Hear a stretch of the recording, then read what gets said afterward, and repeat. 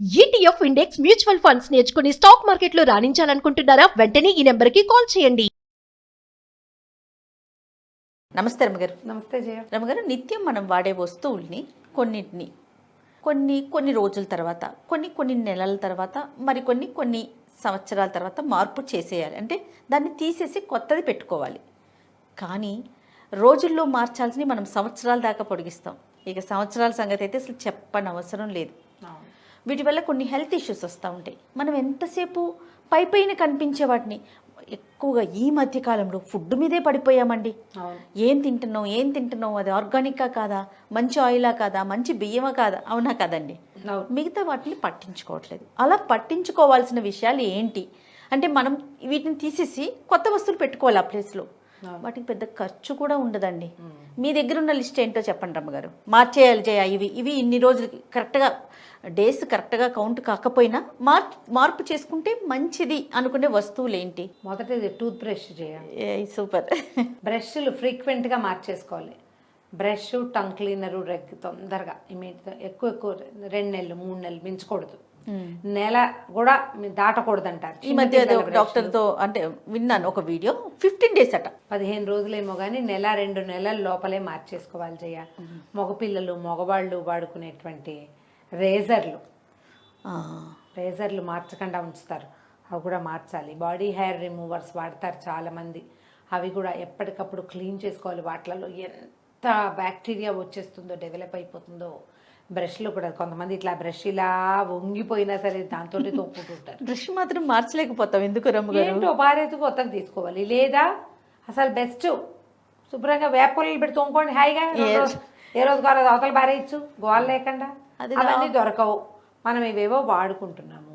వాటిలలో ఎక్కువ బ్యాక్టీరియా చేరిపోతుంది. బాగా ఫోకస్ చేయాలి, చాలా ఫోకస్ చేయాలి. ఇది తర్వాత టవల్స్. ఒకే టవల్తో వారం 5 రోజులు తుడుచుకుంటూ ఉంటారు.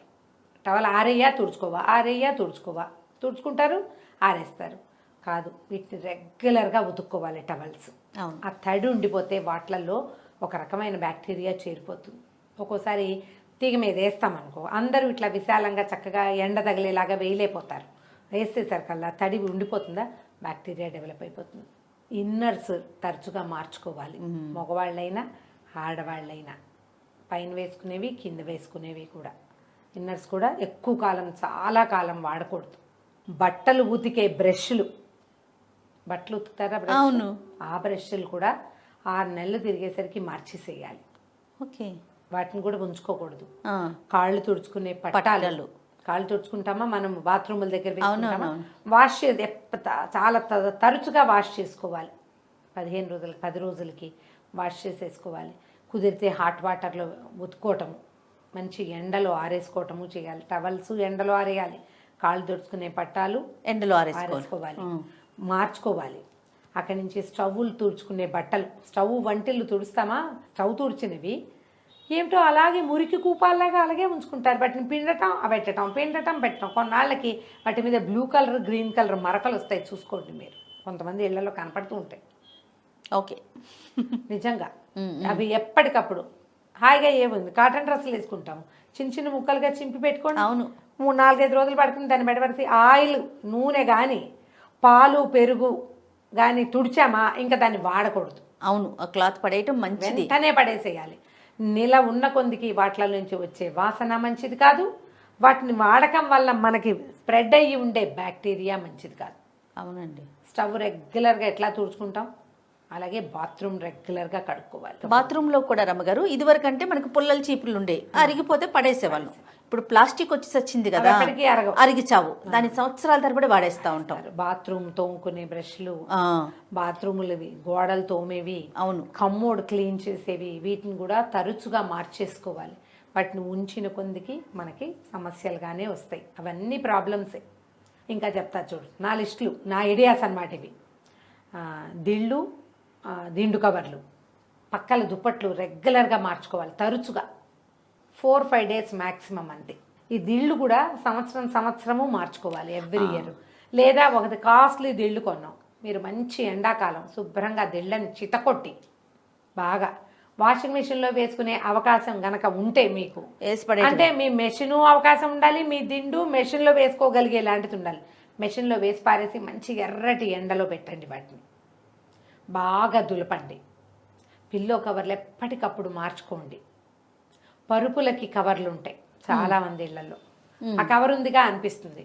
ఇలా ఎండాకాలము ఆ పరుపుల కవర్లు కూడా తీసేసి కవర్ని బాగా వాషింగ్ మెషిన్లోనో చేత్తో ఉతుక్కోగలిగితే వేడి నీళ్ళు పోసి సర్ఫ్ వేసి బాగా నానబెట్టి శుభ్రంగా కరువు తీరా వాటిని ఉతికి. పూర్వం కమ్ము బిడవటం అని ఒక పని చేసేవాళ్ళు కమ్ము బిడవటం, కమ్ము పిడచటం అంటే నీళ్ళలో చౌడో ఏదో వేసి ఆ బాణని పొయ్యి మీద పెట్టి ఉడకబెట్టేవాళ్ళు బట్టలు. దాని పేరే కమ్ము బిడవటం అంటారు. మా వైపు అదే దాని పేరు. ఉడికించేస్తారు బట్టల్ని. నాకు ఒకటి తెలుసు రమ్మగారు, నవ్వారు మంచాలు ఉంటాయి కదా, ఆ నవ్వారిని బ్లీచింగ్ పౌడర్ వేసి ఒక గిన్నెలో వేసి ఉడకబెడతారు. అదేనా? దాన్ని కంపిడవటం అంటారు. మామూలు ఈ పంచెల్ని, బట్టల్ని, దుప్పట్లని అలా చేయించేవాళ్ళు. కంపిడిపించడం ఉండేది. సంవత్సరానికి 3 సార్లు 4 సార్లు కంపిడిపించి సూపర్ క్లీన్ అయిపోతాయి కదండి. బాగా క్లీన్ అవుతాయి. మనం ఏదైనా అట్లా చేయగలిగితే ఇప్పుడు మనకి సర్ఫులు అవి మంచిగా వచ్చినాయమ్మా, రకరకాలు. మళ్ళీ ఇంతంత పోసి సర్ఫ్ మిగిలిపోయేలాగా చేయకూడదు. శక్తి కొద్దీ వీటిని క్లీన్ చేసుకోవాలి ఎప్పటికప్పుడు. ఈ దిళ్ళు ఒకటి మనం దిళ్ళని కుదిరితే మార్చేసుకోండి. పరుపులు 10 ఏళ్ళకు ఒకసారి మ్యాట్రస్లు మార్చేయాలట. ఎట్లా రమ్మగారు? వేలకు వేలు పెట్టుకుని పరుపులు వేలకు వేలు పెడితే మాత్రం ఆరోగ్యానికి మించిందా? దాంట్లో డస్ట్ ఉంటుంది. ఇప్పుడు మనకి డీప్ క్లీనింగ్ అని ఒక మెథడ్ వచ్చింది. అవును రమ్మగారు, మనకు అవకాశం ఉంది. పరుపులు 25,000 పెట్టుకున్నాం, 50,000 పెట్టుకున్నాం, పరుపు పారేయలేము, 10,000 పెట్టి డీప్ క్లీనింగ్ చేయించుకోండి. సోఫా కవర్లు, సోఫా బ్యాగ్స్ వెనకాల వేసేవి ఇవన్నీ మార్చుకోవాలి. దివాన్ కవర్లు, దివాన్ మీద ఉండే దిళ్ళు ఉంటాయి, బుజ్జి దిళ్ళు. చాలా మంది ఇళ్లలో డజన్ల కొద్ది దిళ్ళు ఉంటాయి. కవర్లు మార్చకపోతే ఎట్లా? పొట్టి కవర్ మారిస్తే సరిపోదు, దాన్ని కూడా ఐదర్ మెషిన్లో పడేయండి లేదా ఎండలో పడేయండి, చావచితక కొట్టండి వాటిని. నా దగ్గర ఒక మెథడ్ ఉంది. పూర్వం నేను ఒకసారి చెప్పే కూడా, మనం ఈ పరుపులు, ఈ సోఫాలు క్లీన్ చేసుకోలేము అంటే ఖరీదు పెట్టలేము అనుకో. అందరూ డీప్ క్లీనింగ్కి 10,000 పెట్టగలరా? పెట్టలేరు కదా. అప్పుడు మనం ఏం చేయొచ్చు అంటే, మన దగ్గర పాత దుప్పట్లు ఉంటాయి కదా, ఉంచుకోండి, వాటిని పారేయద్దు. పాత దుప్పటిని శుభ్రంగా బకెట్లో ముంచి తడిపేసేయండి, నేను ఉంచేసేయండి, పిండేయండి. దుప్పటి పిండేసాం, గుర్తొచ్చిందా నీకు? ఈ దుప్పటి పిండేశాక అంటే డ్రిప్ అయ్యే నీరు ఉండదు, కారే నీరు ఉండదు, కానీ అందులో తడి ఉంటుంది. ఈ దుప్పటిని శుభ్రంగా దులిపేసి సోఫా మీద పడేయండి. పడేసి మీరు మీ వారు కూడా చెరుకో కర్రో క్రికెట్ బ్యాటో పట్టుకుని ఈ సోఫాని చితకొట్టేయండి. డస్ట్ పైకి లేస్తుందా, ఆ లేచిన డస్ట్ అంతా ఈ తడి దుప్పటి లాగేస్తుంది. అదేలేండి. చక్కగా దుప్పటి ఉతికేసుకోండి. ఒక పొడి బట్ట లేదా పిల్లలవి పాత టీషర్ట్లు ఉంటాయి కదా, శుభ్రంగా టీషర్ట్ పెట్టి సోఫాని యథాశక్తి రెక్కల కొద్దీ తుడిచేసేయండి. పై లేయర్లో అంటిన తడంతా మనం లాగేస్తాం. ఫ్యాన్ ఫుల్ స్పీడ్లో పెట్టి సోఫాని పూర్తిగా ఆరిపోనివ్వండి. న్యూస్ పేపర్లు పెట్టి కూడా మనం ఆ తడి మొత్తం, తడి ఎక్కువ తడి పోదు, దాంట్లోకి లైట్గా వెళ్తుంది, పోతుంది. పరుపుని కూడా మనం ఇలా చేసుకోవచ్చు. ఏ పరుపులు, ఈ స్పంజులు రకరకాలు కొనుక్కుంటున్నాం కదా, వాటన్నిటికీ ఈ మెథడ్ని మీరు ఫాలో చేయొచ్చు. క్లీన్ చేసి పారేసేయండి. ఇప్పుడు ఇది ఓసిడి కింద పరిణమించాలని చెప్పటల్లా నేను. మీరు పిచ్చి అయిపోకూడదు, కానీ జాగ్రత్తగా ఉండాలి. ఇక ఒక్కొక్కళ్ళు ఉంటారు, ఓ తుడిచిందే తుడిచి అది జబ్బు చేసేసేలాగా ఉండకూడదు. మీకు ఈ సంవత్సరానికి 2 సార్లు 3 సార్లు 4 సార్లు ఈ పనులని ఉంచుకోండి. వీటితో పాటు గారు మిక్సీ క్లీన్ చేసుకోవటం లోపలంతా, మిక్సీలు, జార్లు, అవన్నీ మిక్సీ. తర్వాత రైస్ కుక్కర్, రైస్ కుక్కర్ కూడా, రైస్ కుక్కర్ క్లీన్ చేసుకోవాలి. ఎందుకంటే ఈ అన్నం పొంగి పొంగి పొంగి వాటిల్లో ఆ తడి వెళ్ళిపోయి చెత్తగా అయిపోతుంది. అదొకటి, దాంట్లో అంతా బ్యాక్టీరియా ఏర్పడుతుంది. వెట్ గ్రైండర్ చుట్టుపక్కలంతా, ఈ గ్రైండర్ గిన్నెలు ఉంటాయా, వాటి బయట లేయర్ల వైపు మీరు గమనించండి, తిరగేస్తే కనపడుతుంది, పిండి లోపల గిరుక్కుపోయి ఉంటుంది. ఒక్కసారి ఒక టూత్ బ్రష్ పక్కన ఒక కొంచెం మరిగిన నీళ్ళలో ఒక చిటికెట్ సర్ఫ్ కానీ కొంచెం డిష్ వాషింగ్ లిక్విడ్ కానీ వేసుకోండి. బ్రష్ అందులో ముంచి ఇలా అన్నారంటే శుభ్రంగా వచ్చేస్తుంది. తడి దాని మీద మరీ సులువుగా వస్తుంది.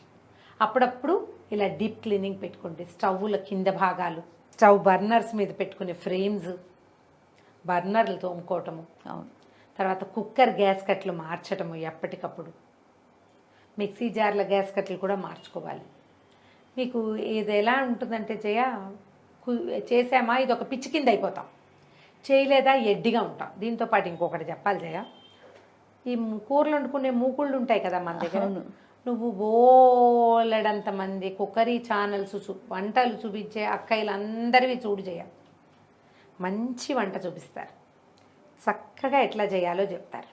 అది భలే ఉపయోగపడుతుంది. కానీ వాళ్ళు వండుతున్న పాత్రను చూస్తే మాత్రం చాలా బాధేస్తుంది. లోపల తెల్లగా ఉండి అంచులంతా నలుపే. ఏ జన్మానైనా ఇది తోమేరా అనిపించేలాగా అయిపోతుంది. అవును, పెనాలు చాలా మంది ఇళ్లలో పెనం తాలూకు చుట్టుపక్కలంతా ఈ జిడ్డు పిండ్లు పట్టుకుని అంచులన్నీ దరిద్రంగా అయిపోతాయమ్మా. అలాగే అవుతాయి. అప్పుడప్పుడు నువ్వు చేత కాకపోతే పారేయండి బయట, చేత అయితే శుభ్రంగా పడి తోముకోండి బయటని. నాన్ స్టిక్ అస్సలు వాడకండి. ఒకవేళ నాన్ స్టిక్ మీరు వాడదలుచుకుంటే కాస్ట్లీయెస్ట్ నాన్ స్టిక్, నువ్వేం చేసినా అది ఓడకూడదు, అట్లుండాలి. అంత ఖరీదు పెట్టండి. మీ ఆరోగ్యానికి మించిన ఖరీదు ఏం లేదుగా. 600కి 700కి 500కి వచ్చేవి మీరు అవేవో కొనుక్కుంటే మీరు దీనికి మీకు 300కే ఇది వచ్చేస్తుందని పెడతారుగా ఆఫర్లు. మీ బిల్లు 5,000 అయిందా, మీకు 10,000 అయిందా? 300 పెడితే ఈ నాన్ స్టిక్ ప్యాన్ వస్తుందని చూపిస్తున్నారు. వాటికి వెళ్ళొద్దు. నాన్ స్టిక్కే మీరు కొనుక్కోదలిస్తే తొందరగా అవుతుంది, నూనె తక్కువ పడుతుంది, సులువుగా తోముకోవచ్చు లాంటి భావాలు మీకుంటే ఖరీదైన నాన్ స్టిక్ కొనుక్కోండి. ఎంత ఖరీదు పెడితే అంత మంచిది. అందులోంచి ఏది ఊడు రాదు మన మీదకి, మన పొట్టలోకి పోదు. వాటిని కొనుక్కోవచ్చు. చాలా పెద్ద పెద్ద షెఫ్లు ప్రిస్క్రైబ్ చేయడం సలహాలు చెప్పిన ఉన్నాయి కొన్ని ఖరీదైనవి. అవి కొనుక్కుందాం చక్కగా. పాత పాత్రలు బయట పారేయండి. పల్చటివి, తెల్లవి, అంచులంతా నల్లగా అయిపోయినవి. ఆ వండే కాస్త మేర మాత్రమే తెల్లగా ఎందుకుంటుంది? అది మీ తోముడే కాదు, మనం అందులో వేస్తున్నటువంటి పులుపు వాటి వల్ల అది తెల్లగా ఉంటుంది. అవును, అంతే కదా. అవన్నీ అనారోగ్య హేతువులు అవుతాయి. సిమ్లో వంట చేసుకుంటే అంత మాడిపోకుండా ఉంటాయి. తోముకోండి శుభ్రంగా, ఏం కాదు. అందరిళ్లలోనూ అవుతాయి, వాళ్ళు ఎవరినో అనడం కాదు. ఇది మీరు జాగ్రత్త వహించట్లేదని బాధగా ఉంటుంది నాకు. ఆ కాస్త చేయొచ్చు కదా, తక్కువ చేయటం కాదు నా ఉద్దేశం. అదేలేండి. ఆ కొంచెం జాగ్రత్త పడితే ఆ గిన్నె తోమేస్తే మీ శక్తి అంతా దాని మీద చూపించండి, మీ పరాక్రమం చక్కగా వస్తుంది, తలతల్లాడుతూ వస్తుంది. అదంతా మనకు ఆరోగ్యమే కదా, ప్లస్ కదా. ఇప్పుడు మనం ఎంత సర్ఫ్ వేసాం, ఎంత సబీనా వేసాం కాదు, సబీనాలు గిబీనాలు సర్ఫులు పెట్టామంటే ఉండిపోతుంది అందులో. అవును, తోమాలి శక్తి కొద్దీ. వాటిని ఆలోచించండి. ఈ డిష్ వాషర్లు వాడుకునే వాళ్ళు, వాషింగ్ మెషిన్లు వాడేవాళ్ళు ఉన్నాయి కదా మనకి. అవన్నీ కూడా క్లీన్ చేసుకోవాలి ఎప్పటికీ, ఖచ్చితంగా. అది క్లీన్ చేస్తుంది, కానీ దానికి కూడా క్లీనింగ్ కావాలి. అవును, ఈ జాగ్రత్తలు వహించకపోతే మనము ఈ సులువులు జీవితానికి సులువైన మార్గాలతో పాటు అనారోగ్యంతో పాటు తీవ్రమైన అనారోగ్యాలు. ప్లాస్టిక్ బాటిల్స్ ఎక్కువ రోజులు వాడద్దు. ఒక ఆయిల్ క్యాన్ కొనుక్కొస్తే రీఫిల్ ప్యాక్ అదే ఆయిల్ క్యాన్లో పోసుకుంటుంటాం. శుభ్రంగా స్టీల్ ఆయిల్ క్యాన్స్లో పోండి. అవైతే తోమేసుకోవచ్చు శుభ్రంగా. ప్రతిసారి ప్యాకెట్ పోసేటప్పుడల్లా తోముకోవచ్చు. ప్లాస్టిక్ బాటిల్స్, పిల్లల వాటర్ బాటిల్స్ పారేయాలి ఎప్పటికప్పుడు. ప్లాస్టిక్ అవాయిడ్ చేయండి మీకు కుదిరిందా. కుదరలేదా కనీసం జాగ్రత్త పడండి, ఎప్పటికప్పుడు మార్చుకోవటం. ఇవి ఐడియాలు. నువ్వు ఇప్పటికిప్పుడు అడిగావు, నువ్వు ప్లాంట్ కడితే ఇంకో 100 చెప్తుంది. నేను ఇంకొకటి చెప్తాను రమ్మగారు, మీకు మీరు చెప్తారేమో అనుకున్నా, నేను మర్చిపోయారు ఇన్ని లిస్ట్ లో. ఈ గిన్నెలు తోముకునే పీచులు కూడా మార్చాలి. అదే నిజంగా అదే తోమే పీచులు సగం బ్యాక్టీరియా దాంట్లోనే ఉంటుంది. ఒక ప్లాన్ ఉంటుంది. నేను మా సత్యవతికి చెప్తుంటా, నువ్వు గిన్నెలు తోమేక పీచు కడిగి పక్కన పెట్టు. చాలా మంది పెడతారు, ఆ సబ్బు మీద పెడతారు. అవును, ఆ తడికి సబ్బు పాడవుతుంది, తడి అందులో ఉండిపోతుంది, వెగటు వాసన వస్తుంది, తలుచుకుంటే చిరాకు వచ్చేస్తుంది. పారేయండి ఎప్పటికప్పుడు. పీసుని మాత్రం 15 రోజులకు ఒకసారి మార్చేసుకోవాలి రమ్మగారు. నేనైతే 10 రోజులకు ఒకసారి మార్చేస్తాను. కొబ్బరి పీచు వాడారా హాయిగా. మా సత్యవతి ఒప్పుకోదు కొబ్బరి పీచుకి, పోదంటదా? ఏదో చెప్తానికి ఏదో. నాకు మాత్రం కిచెన్లో కొబ్బరి పీచే ఉంది. ఎప్పటికప్పుడు 2 రోజులకు ఒకసారి బయట పారేస్తాను. నేను ఇవాళ తీసాను, రేపొద్దున వెళ్ళిపోతుంది, మళ్ళీ కొత్త పీచు తీసుకుంటా. ఎక్కడి నుంచి ఉందండి? ఎక్కడి నుంచి ఏంటి, కొబ్బరికాయలు కొట్లా దసరాకు రోజుకు కాయ చొప్పును కొట్టాను. వెనకాల ఆ పీస్ వాడేస్తారా? ఉంటుందిగా, దాన్ని తీసి పక్క పెట్టుకుంటాం. ఓ, దేవుడి పాత్రలు తోముకోవడానికి. ఓకే. మా శారద ఆమె కెనడా నుంచి వస్తుందిగా, అది కాలక్షేపానికి ఏదో సన్నటి వైర్ తీసుకొచ్చి ఇట్లా చిన్న చిన్నవి ఇంతంత వీటి పీచులు లాంటివి అల్లి పట్టుకొస్తుంది. దేవుడి పాత్రలు తోమడానికి శారద ఇచ్చిన పీచు. ఓకే, అదొకటి. అదేం ఉండదు, వాష్ చేసి ఇట్లా పైన తగిలిస్తే మొత్తం డ్రిప్ అయిపోతుంది. అదే హాట్ వాటర్ పోసి కూడా వాష్ చేసుకో. కొబ్బరి పీసులు మనకు ఆర్గానిక్ స్టోర్లో దొరుకుతాయి, ఎక్కడ పడితే అక్కడ దొరుకుతాయమ్మా. ఏదైనా కూడా ప్రతిదానికి చాలా చిన్న లైఫ్ స్పాన్ ఉంటుంది. స్పాన్ని దాటి వాడకుండా ఉండడానికి ప్రయత్నం చెయ్యండి. అది మన ఆరోగ్యాన్ని ఎక్కడ దెబ్బతీస్తుందో ఆలోచించుకోండి. నమస్తే. నమస్తే.